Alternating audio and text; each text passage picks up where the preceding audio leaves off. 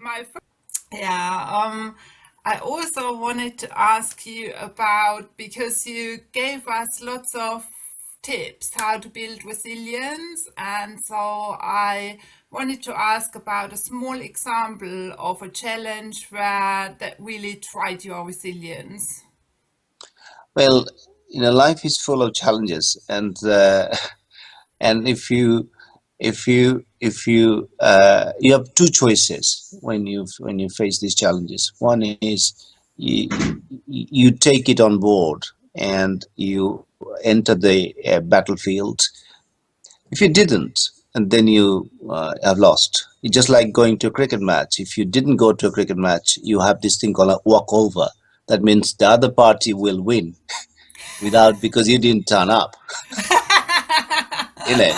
So one of the things that you have to one has to understand is to if you don't go there, then you have lost anyway. And if you Mm, go there, you at least have 50% chance of winning.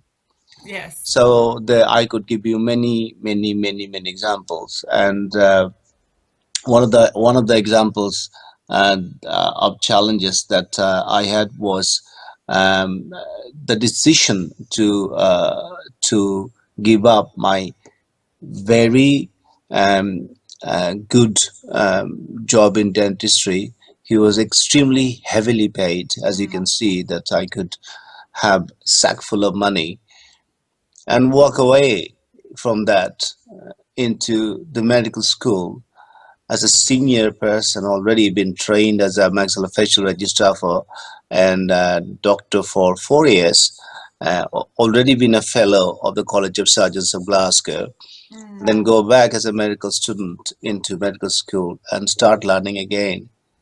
And that was the biggest challenge of my life. Now, how did I overcome it? When I ended there, I had some initial problem. I overcome it through what I call reflections.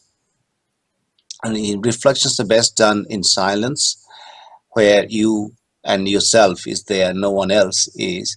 In that reflections, I asked myself one question: who took this decision? And the answer that came in my meditation from inside my mind: you took the decision. I yes. then asked the second question: whose journey is it? The answer was, is your journey. Mm. The third question is, who is with me? The answer was, I am with myself. So it became very easy. I was probably one of the happiest men in there, surrounded by people who never wanted to do medicine or and who was there, and I was far too happy. Like almost like having an inappropriate affect all the time. What it is you have to once the person inside you. If you ask yourself who's Heike, and he'll find the answer. Uh, that person is always happy. Mm. Is the But we convince that person that you're not happy, or the society convinces you're not happy. It's not possible. So I really love it when people give challenges to me, because there's no challenge. Absolutely, there's no challenge in life. Mm. We create it. Challenges are created in your head. Fear is created in your head. And in effect, if you could lose the fear, life would be full of joy. And most of the fear in life is irrational, as you know. But if you look out there, most of us has got some kind of fear in our head. My hair, I'm going to lose my hair. I'm going to get wrinkles on my face. People might think I'm, 10,000 years old. Uh, People might not like the look of my car. It's too old. All sorts of fears. Or, the other fears, people may not accept me. All sorts of fears. What happens in kind of in the jobs that you and I do is people may not like me, accept me. They may not listen to me. All of these things. But once you kind of face it and say, if I never try, I would never know. Yes. Yes. And if I try, at least I know. If they didn't like me first time, what can I do better? Remember that uh, if there is an event and you have a response, there will be an outcome. Do something that gives you the outcome that you're looking for. Yes. And if you Yeah. don't get that, change what you do and keep changing until you get the outcome you're looking for. Now, this is not rocket science.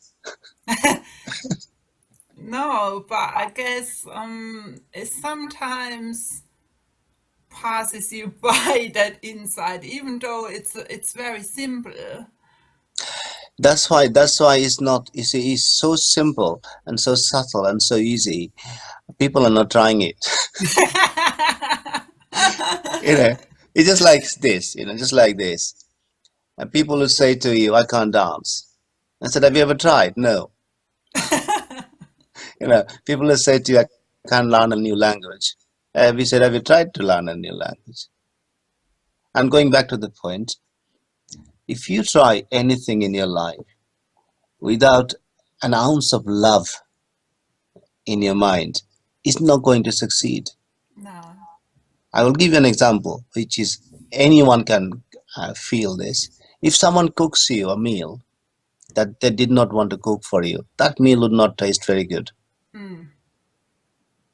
But if someone cooks you a meal because they always wanted to cook a meal for you, that would be the best meal you ever had, probably, because they have put Yes. their heart and soul and passion into it. Even they're not good cooks, but you'll feel that. Yes. So see, the energy, which is love, now which has been misinterpreted just after the Valentine's Day, as you can see, many different ways. The highest form of energy is gratitude. Mm. Then comes love, and then peace. Now, if you have a little bit of that, couple of ounces of that mixed in every effort that you make, try that, pass it on, ask people to do that. Because if you don't like it, you'll be disengaged. 70% of American workers are disengaged. This is Gallup poll. You'll Mm. see on my Twitter yesterday, I've tweeted it. Yes, it's You know, right. so why are they disengaged? Because they don't feel that whatever they're doing is worthwhile. They don't feel Mm. appreciated. And deep inside their mind, human beings likes to be loved. They don't feel Yes. loved. And this is not sexual love. This is a love of feeling, a belonging, Mm. connected. They want to be connected. So what's happening here is every human being out there is trying to be connected. Since mobile phone came, you can't go anywhere other people are not talking on a mobile phone. They want to be connected. Yes? But this is the Yes. example in front of us. So going back to your thing, how do you create that? You go back inside yourself and you fill your heart with love and joy and bliss and stuff, because that's the only thing you can control. You can't Mm. control people around you, but you can control yourself. And then go back to it. But if you really don't like something, I'm afraid that's not going to work for you. Mm. So it's very important to work out, do you really like what you do? If you don't, then it deserves another thought. Yes, I once had this very interesting conversation with my dad, who was a farmer all Mm. his life, and he asked me about where do you get a satisfaction in your work from? Because he told me, well, I go and work on the field, and then on the end of the day, I can visibly see all the work I've done. Or he goes to work in the forest and he can say, well, today I cut 10 trees or something, or planted 20.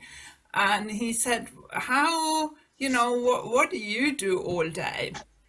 And at that point, I was working in an office in management, and management is sometimes a load of paper, as you probably know.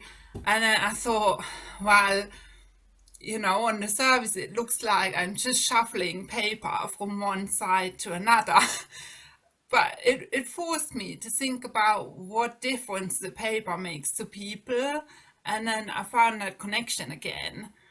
I mean, So that is amazing. You see,